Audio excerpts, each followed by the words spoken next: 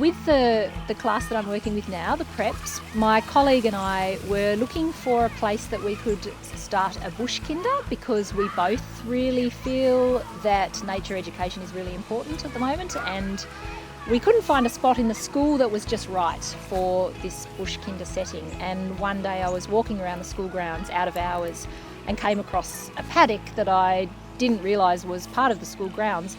And I found a planting that Bruny Island students had done 12 years ago with the staff at Bruny School, and I think they worked with the Bruny Island Environment Network to plant white gums for the Forty-Spotted Pardalotes. The Forty-Spotted Pardalote is a very specialised bird.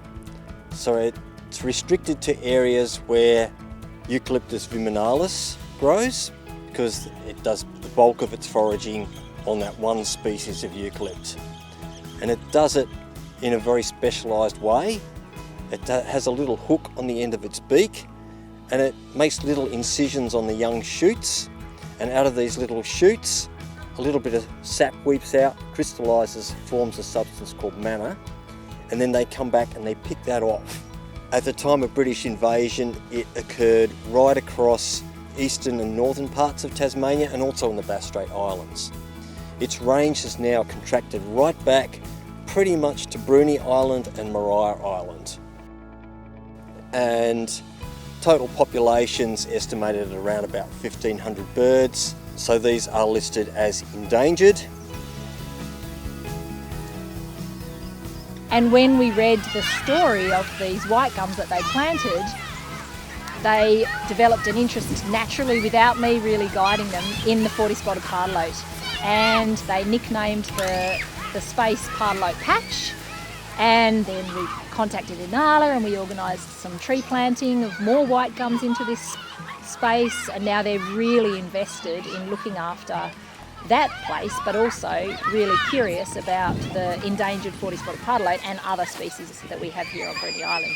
So we decided that we should come to Inala on an excursion so that the children could see the work that Inala have been doing here, and hopefully see and hear some Forty-Spotted Pardalotes as well.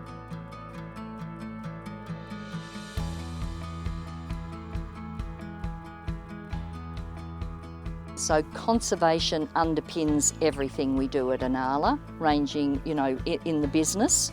So the wildlife tours are a way of increasing awareness of the natural world and our endangered species. From the 1990s, I've been growing white gum seedlings, which the bird is totally dependent on for its survival, and giving them away to adjoining landowners. And some of those trees now are 30 years old and they're becoming very useful too. So it's a long-term thing. I could not believe the response I got from bird watchers who are interested in Forty-Spotted Pardalotes. So that's how the whole thing started, my work with 40 spots here. You can't save the world, but you can have a crack at your local patch. So they're the things that the most critical things, I think, for us.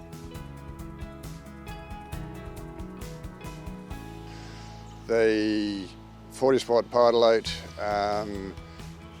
nests in holes in viminalis that have to be very old, tens of decades old, to be able to have a dropped limb to make a hole.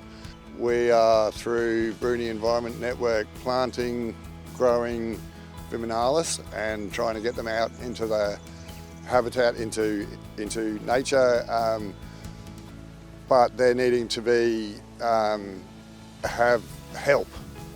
So that's where the nesting boxes come in. The nest boxes are made out of donated off-cut wood from the island. That seems to be working quite well. Hopefully you can see in the background there's an example of one of these nest boxes which is being used at the moment.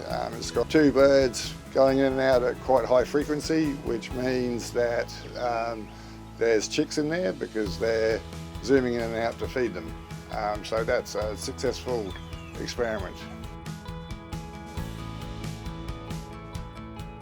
Seeing, 40-spotted pardalote nestlings coming out of out of a nest box last year. It was just a wonderful sight to see these things still breeding here when they're not breeding in most other parts of Tasmania where they once were. That's really a wonderful sight. Because it's where it all begins and it ends. I think so many people have lost touch with nature, and kids, especially the little ones, they are open books and they're so curious and they're so excited about everything and they have a sense of wonder about everything. And I think if we build a connection with nature from when they're really young, then that's where they're going to start to want to look after it, because they're connected to it and they care for it. So hopefully that connection lasts for their whole lifetime.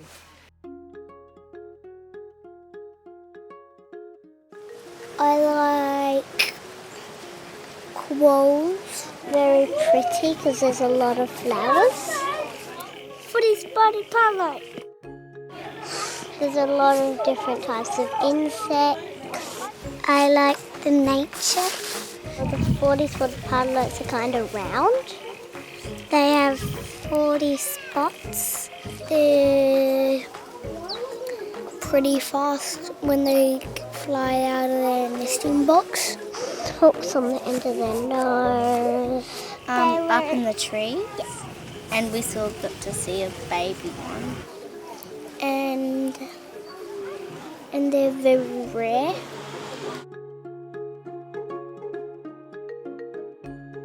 We planted some extra white gums in our pardalote patch at school, trying to help them grow.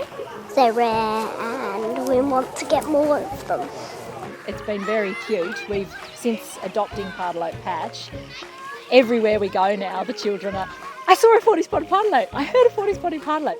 They're a fantastic bunch of kids. They're just so switched on and really aware of what's around them. Some of the kids ask some really interesting questions, so I think that it will kick off some love and interest lifelong. They're the future of Bruny, and they're the future of humanity, really. In the case of Bruny Island, the 40-spotted pardalote is so very special because half the world's population lives on this island, and that's something for the kids to be really proud of and really invested in making sure that that population is sustainable. To come here and see them, and also just hear from the experts, and to awaken them to what's on our little island as well, because it is easy for us to take it for granted because we live here, and we shouldn't, because it is very special.